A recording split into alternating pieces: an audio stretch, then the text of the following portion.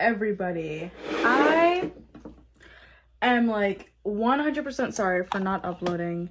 I was just so busy this like last 2 weeks that I just didn't have any time to film anything that I wanted. And plus, I wanted to film this one video for all my music lovers and my record player vinyl lovers. Everyone knows what day just passed. Record Store Day 2023. This was my first ever record store day, and oh my god, I got it. You can tell by the title of this video. I got the Folklore Long Pond studio session. Oh my god. Since I knew about this being on it, I wanted it. So I watched this album on Disney Plus first, and this is how I found out about the Folklore album. And I'm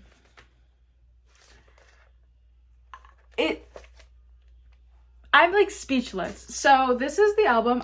I like saved the stickers, Record Store Day sticker, and then the Disney Plus sticker. And so yeah, so I'm gonna review it for you guys. Unboxing my new speakers. It actually got copyrighted because I played some of Cardigan on my record player to kind of show you the sound, and so I can't show you guys the sound. But if you guys have Discogs, you guys will know. If you guys have this, it sounds just like on Disney Plus. It sounds the amazing studio quality of it. Like, I feel like I'm there. Like, no scratches, no pops, no nothing. It was a very clean vinyl, and I'm just so happy. But so I'm gonna show you guys what it looks like. So this is it, and also this is very good quality.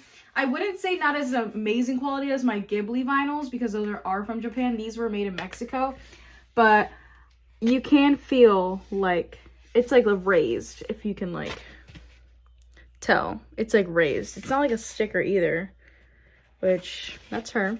And then it says Folklore the Long Pond Studio Sessions. And so this is the back. It has the track list. And so basically, if you guys don't know, the story behind the Folklore album is she made this album during quarantine, and she didn't get to perform it all together with everyone that she made it with, which was, I'm pretty sure, just Aaron Dessner and Jack Antonoff, and I think one of the songs has Bon Iver in it. But I do have the original one, and so I have it on the red pressing, Target Red. And so this is it, and beautiful album. I love this album. It's honestly amazing, but this album was made during quarantine, and everyone knows the pandemic, that you couldn't do anything.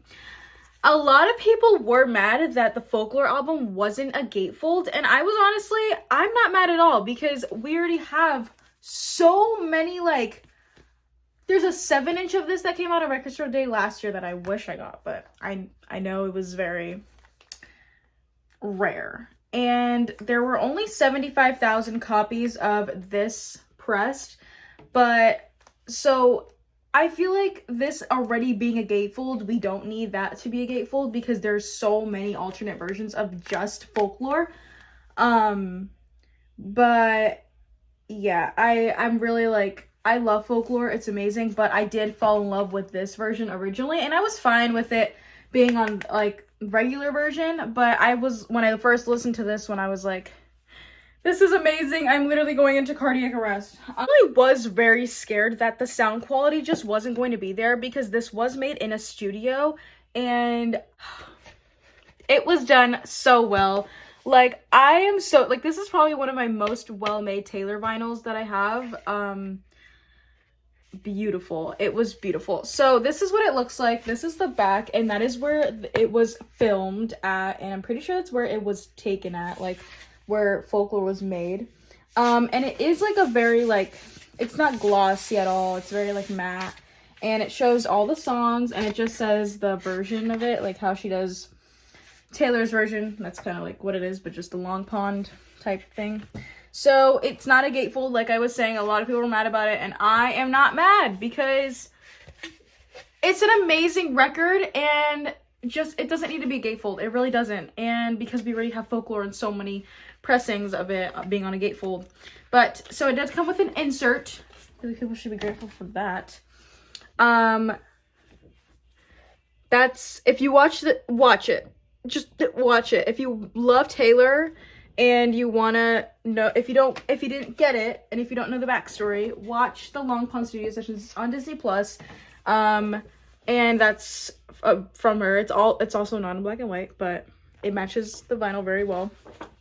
And so basically the whole reason why I love Folklore, definitely one of my favorite Taylor albums that she's made by herself, like with her new, not Taylor's version or like her old Taylor ones that were stolen. I just really liked Folklore, and like it shows here. That's what they say in the beginning of the show. It says, on July 24, 2020, Taylor surprise released Folklore, her 8th studio album, during the COVID-19 lockdown, and it was recorded separately, miles apart, and the album was created at Long Pond Studio, and that's why it's called the Long Pond Studio Sessions. And they weren't ever able to play it because of COVID until this came out, which on Disney Plus, watch it. It's, I think, only an hour and some change, but she does go in depth about the songs. Every single song, she talks about the meaning behind them, and that's what I love about artists when they do that. But this is the back. It has all like the clips from them playing. Oh my god, that song, I think that was My Tears. No, I think that was definitely Mirrorball. She was talking about Mirrorball there. Oh, amazing. So now I'm going to show you the pressings. They match so well. Also, they came in black, the anti-static sleeves. Amazing. So, pressings. They're gray. And they're such good quality. Like, I literally don't even want to touch it. I hate touching it because it's just like amazing quality. But I'm not touching the grooves, but look at that. Oh, you can see. Look at that. So just like it matches it like beautifully. Like there's like no, it does not match. Like it's beautiful. Like I just love this album so much, and I've already listened to it and they play amazingly. I am not disappointed at all. I genuinely wish that I could like play it for you, but I don't want to get copyrighted, and I did get copyrighted on my last one. But oh my god, so lucky to have gotten this. So just a little bit about Record Store Day. I live in Florida, as you guys know, and I had to drive about like 30 minutes to go to the record store that I wanted, and I had this like time slot thing. They were doing like a time slot like raffle, and so I got to get a time, and I had to be there 10 minutes before that time. I was there 10 minutes before my time. My time was 11:20, and I was there 11:20 a.m. And I didn't camp or anything. I had a very long day that day, and I just didn't need to camp or anything. So I got there at 11:10, and I waited in line for 2 hours. I waited in line for 2 hours for this vinyl. Yeah, I waited. And I got it because my store had over 2,000 copies.